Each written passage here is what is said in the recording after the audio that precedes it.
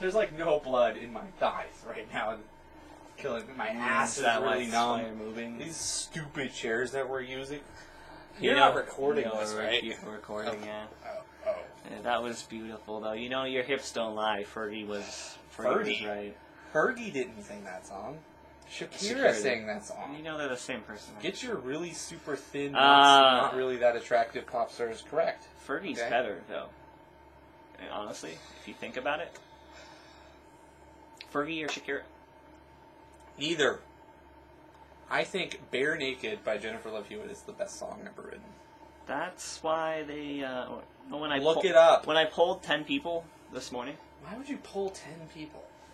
Because that's the proper sample size. Those are the only people that would answer your question? Proper sample size is 10. Proper sample size? Do you work for CBS?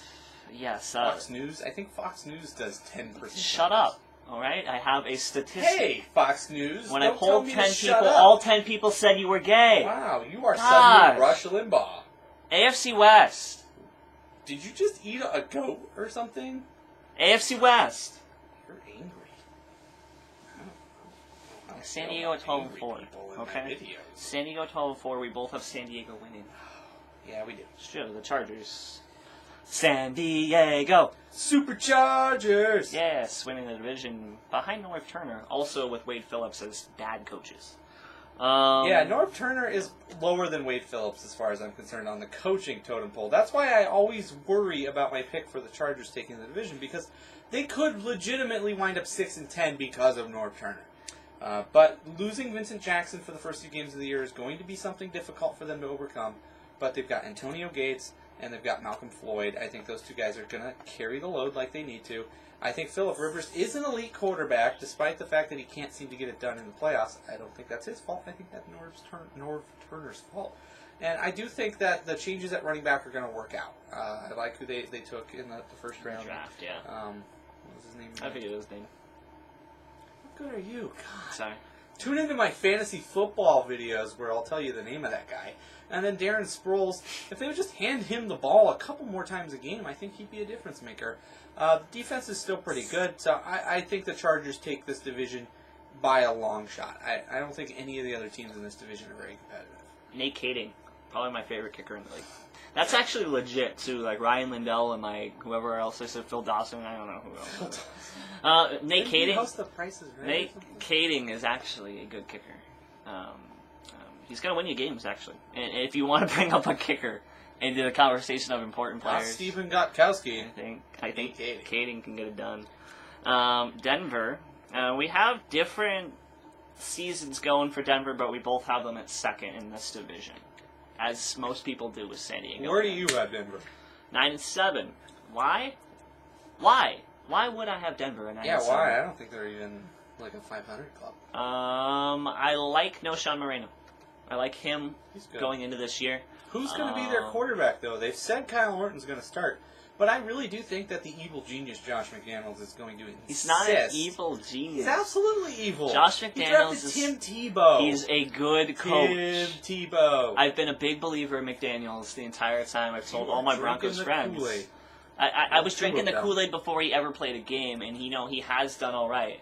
I think the running game's going to be fine. With what they were given, but he's done all they right. have no one to throw to because Eddie Royal is a joke of a wide receiver. He had a good year. He didn't have a good year last year. So I don't think they have a good as the number one. He's group of people to throw to. Also, so whoever winds up being quarterback, not going to have any options.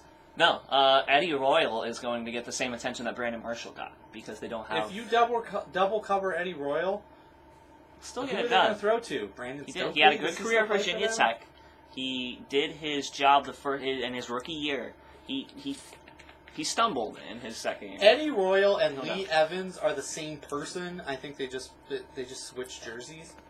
They both suck. They both underachieve, and they will both make no fantasy impact as number one options on their roster. You're perfect for the media. You know why? Because I'm good looking. Hardly.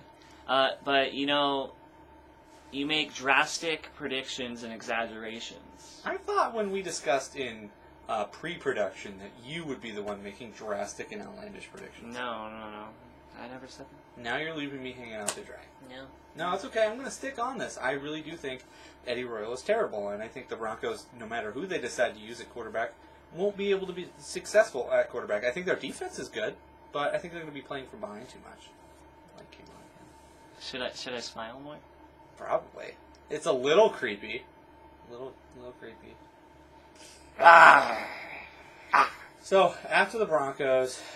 we've got the... we get a nickname for these two teams because they're constantly bad every year. Yeah. Not since Rich Gannon. Rich Gannon and good. Like Damon Heward. Did we both have the Raiders third? We both had the No. You had Kansas City tying with Oakland, which is strange because to me, Oakland 6-10. They could be better than that. They have improved. Jason Campbell. I don't think they have any offensive weapons worth talking about, though. They have a good defense, though. A very underrated defense. They do have an underrated defense. They've been middle of the pack most of the time because their offense was so bad. But their offense should get it done. So I think they can still compete in all their games. 6-10 seems about where they should be. They competed in a lot of games they lost last season, so I will give you that. But I do think Oakland still has too many holes in too many places to put together a winning season. McFadden should still...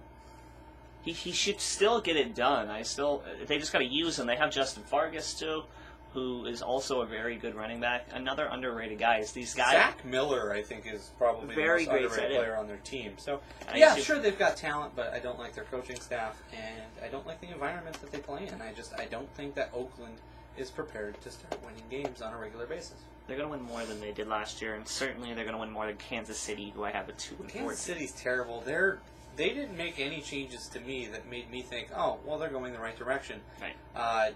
They still have Jamal Charles as their leading running back. That's a terrible option. Dwayne Bowe is their leading wide receiver. Dwayne Bowe is good. I would actually do an over-under and take interesting bets on whether or not he even actually starts the first game of the year before being suspended for something. Because he's an absolute mess head case of a player. I think Chris Chambers is their best wide receiver, to be totally honest.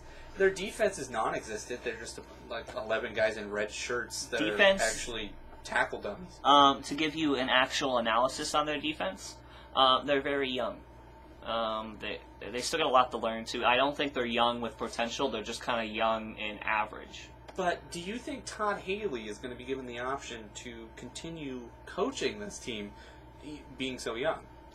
Yes, he will coach this year, and he will coach into next year. If they continue to put subpar performances, he may get his job taken away from him. I like him as a coach, but it's how coaching. How do you think Matt Castle does coming into this season, healthy and possibly playing the full schedule? About the same as he did last year. He got paid way too much for what he did with New England. I think a lot of people agreed with that, even when it happened. Oh yeah. I still like him as a quarterback, but. He's definitely not going to be what they paid him for and what they expected. He needs to be on a team that has the ability to win games. I don't think he could take a losing team and make it a winner. I think the big question with Kansas City, though, is their offensive line. They don't have an offensive line. I think their offensive line is also hurts Jamal Charles. That hurt Larry Johnson when he was still there. I don't think he's still there anymore, right? No. I think he went to Cincinnati. Yeah, you're right. Because he left last year. He's racist. He's a racist, yeah. And Matt Castle needs that line to pretty much do what he needs. He had that at New England. Castle's like a traditional drop back and throw quarterback. He's going to need some time to throw, especially to a weak receiving core. So I don't think they get the job done. I think they are one of the worst teams in football, and they're going to prove it. Yeah. So, yeah, that's the AFC West. We've just run through all the divisions, so let's go ahead and take a look at what we're going to predict for the playoffs in another video. The playoffs. Look for that video. It's going to be very entertaining. Hopefully you watch this in order. Ooh, what if you didn't? Who